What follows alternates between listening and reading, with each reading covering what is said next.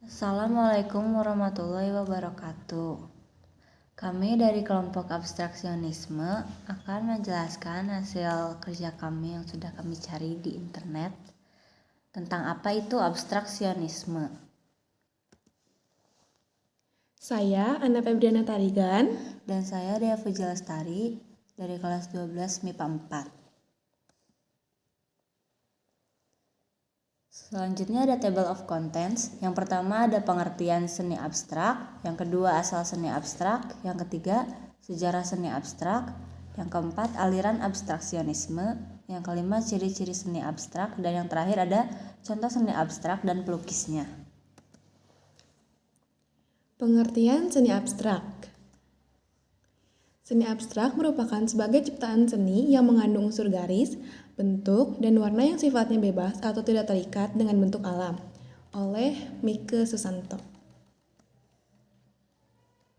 Seni abstrak adalah seni yang tidak mudah untuk dipahami oleh sekilas mata saja. Hal tersebut dikarenakan wujud dari seni tersebut tidak realistis dan naturalis. Bentuknya tidak menunjukkan suatu benda atau objek yang ada di dalam dunia nyata, serta menggunakan penggabungan warna dengan menggunakan cara yang non-representasional. Yang kedua ada asal seni abstrak.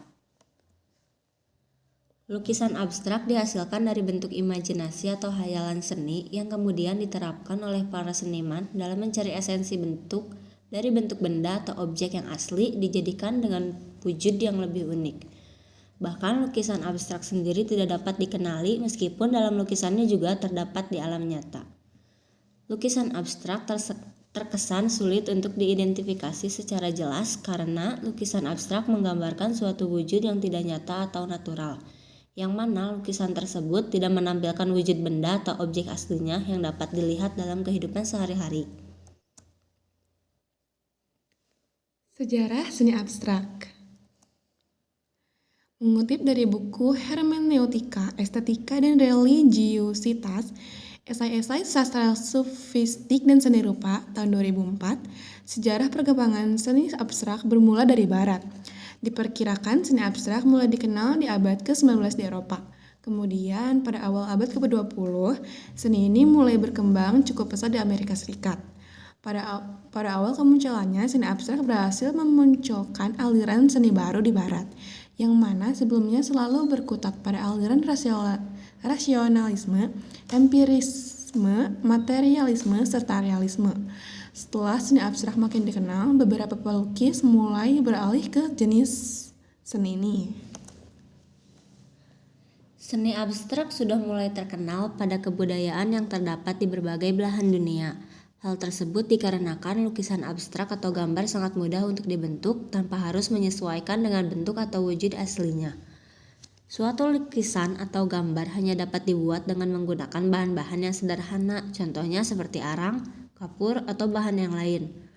Salah satu cara yang paling mudah dan paling terkenal digunakan pada gambar-gambar prasejarah yang dilakukan oleh para nenek moyang di dalam gua, yaitu dengan menempelkan tangan di dinding gua.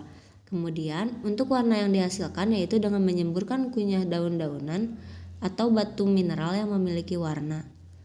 Pada awal perkembangan seni lukis sangat erat hubungannya dengan perkembangan peradaban manusia, mulai dari sistem bahasa, cara bertahan hidup seperti berburu dan meramu, memasang perangkap, bercocok tanam, serta adanya pengaruh kepercayaan juga termasuk ke dalam hal-hal yang mempengaruhi terjadinya perkembangan seni lukis. Selanjutnya ada aliran abstraksionisme. Yang dimaksud dengan aliran abstraksionisme adalah aliran yang berusaha untuk dapat melepaskan diri dari sensasi atau asosiasi speaker aktif suatu benda atau objek. Di dalam aliran abstraksionisme sendiri dapat dibedakan menjadi dua, yaitu abstrak kubistis dan abstrak non-figuratif. Abstrak kubistis termasuk ke dalam aliran abstraksionisme yang memiliki bentuk geometri murni seperti bentuk lingkaran, kubus, dan juga bentuk segitiga. Dalam aliran abstrak kubistis, tokohnya yaitu berasal dari negara Rusia. Ia adalah Malevich yang lahir pada tahun 1913. Abstrak non-figuratif. Abstrak non-figuratif itu abstrak dalam arti seni lukis. Haruslah murni sebagai ungkapan dari perasaan, di mana lukisan tersebut garis harus mewakili garis, warna mewakili warna, dan lain sebagainya. Bentuk alaminya ditinggalkan sama sekali. Tokoh yang termasuk ke dalam aliran abstrak non-figuratif adalah Wasili Kaninsky dan Naun Goba. Dan inilah contohnya abstrak kubisme dan juga abstrak non-figuratif. Yang kelima ada ciri-ciri seni abstrak. Pertama, warna dan bentuk serta bahan tambahan lain dalam melukis abstrak adalah subjek lukisan abstrak untuk lebih terlihat unik. Kedua, bentuknya tidak pernah kita kenali. Bentuk abstrak tidak berhubungan dengan bentuk apapun yang pernah kita lihat, namun bila diamati akan terlihat seperti sesuatu. Yang ketiga, dalam pembuatannya, lukisan abstrak cukup peka dalam komposisi warna dan lebih banyak menggunakan cat air. Selanjutnya ada contoh seni abstrak dan pelukisnya. Yang pertama ada lukisan Ayam Tarung karya dari Affandi. Dalam lukisan ini melukiskan sebuah pertarungan ayam yang sangat sengit antara ayam jago berwarna putih keemasan dan ayam jago berwarna hitam keemasan, yang merupakan simbol pertarungan antara kejahatan dan kebenaran. Itulah yang terjadi dalam kehidupan, dalam setiap diri manusia, di mana setiap waktu selalu dihadapkan antara dua pilihan baik dan buruk. Selalu terjadi pertarungan antara keduanya. Ada kalanya kebenaran harus tersingkirkan, ada kalanya kejahatan harus terhapuskan. Namun yang pasti kebenaran akan selalu menang dan pada akhirnya. Selanjutnya ada biodata sang pelukis, yaitu Affandi Kusuma. Affandi Kusuma, seorang sosok yang sederhana yang lahir di Cirebon pada tahun 1907 dengan bakat seni yang kental. Karya Affandi telah mencapai 2000 lebih dengan gaya ekspresionisme dan romantis yang telah dipamerkan di berbagai negara, membuatnya menjadi pelukis terkenal di Indonesia, begitu juga internasional. Beberapa karya lukis Affandi yaitu Potret Diri, Andong, Pohon Beringin, Pelabuhan Rotterdam, Fisherman, Barong, Kwan Hong, Barong dan Leak, Borobudur di Pagi Hari, Sapi, Para Pejuang, dan masih banyak lagi. Selanjutnya ada lukisan Dinamika Keruangan karya Fajar Siddiq. Ungkapan dalam lukisan ini merupakan salah satu dari manifestasi pencapaian abstrak murni telah melewati proses panjang dalam kreativitasnya. Pencapaian Fajar pada bentuk estetik ini menunjukkan sikapnya sebagai seorang modernis. Hal itu justru dilatar belakangi oleh kekecewaannya sebagai seorang romantis yang kehilangan dunia idealnya, yaitu objek Bali yang telah berubah menjadi artifisial. Sebagai seorang yang mempunyai bahan dasar modernis, seorang lewat lingkungan, kultur keluarga, dan pendidikan, Fajar tetap dahulu melewati proses mengabstraksi bentuk-bentuk alam yang disukainya. Keputusan untuk menciptakan bentuk-bentuk sendiri, atau ia sering menyebutnya sebagai desain ekspresif, merupakan sikap yang purna dari pencarian dan pemberontakan estetiknya. Pemberontakan itu lebih bisa dilihat dengan makna sosial karena Fajar pada saat itu berjuang sebagai seorang modernis dalam lingkungan seni lukis Yogyakarta yang masih kuat mengembangkan paradigma estetik kerakyatan. Berikut sejarah tentang Fajar Siddiq.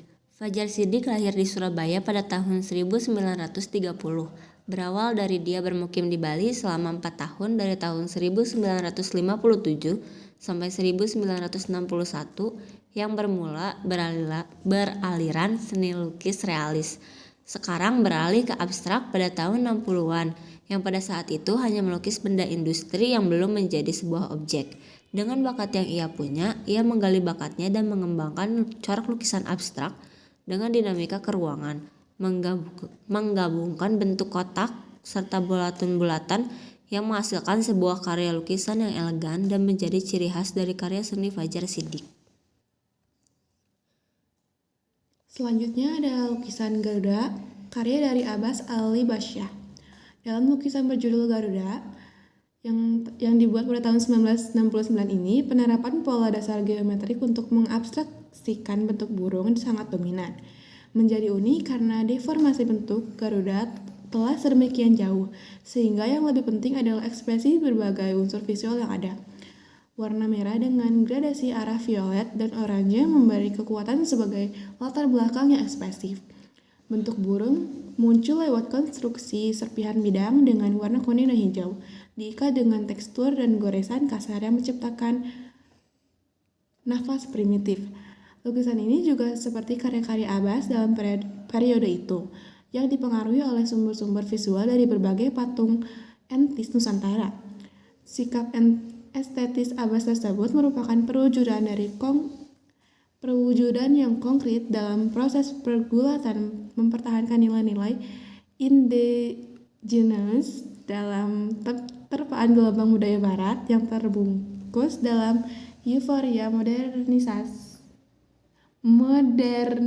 masa itu. Selanjutnya ada biodata Abbas Ali Basyah. Abbas Ali Basyah yang lahir di Purwakarta pada tahun 1928 bukan hanya terkenal sebagai pelukis terkenal di Indonesia, namun Abbas Ali Basyah ini dikenal sebagai pejuang, pemikir, dan organisatoris. Berawal bersekolah di HIS, dia mulai menyukai seni lukis dengan pelajaran menggambar yang sangat menonjol. Pada tahun 1943, Abbas Ali Basyah mulai mengembangkan bakat lukis yang ada pada dirinya dan bergaul dengan pelukis lainnya seperti Hendra Gunawan, Barli Sasmitawinata, dan Afandi. Cukup sekian yang dapat kelompok kami sampaikan. Mohon maaf atas segala kekurangannya. Kami pamit undur diri. Terima kasih. Terima kasih.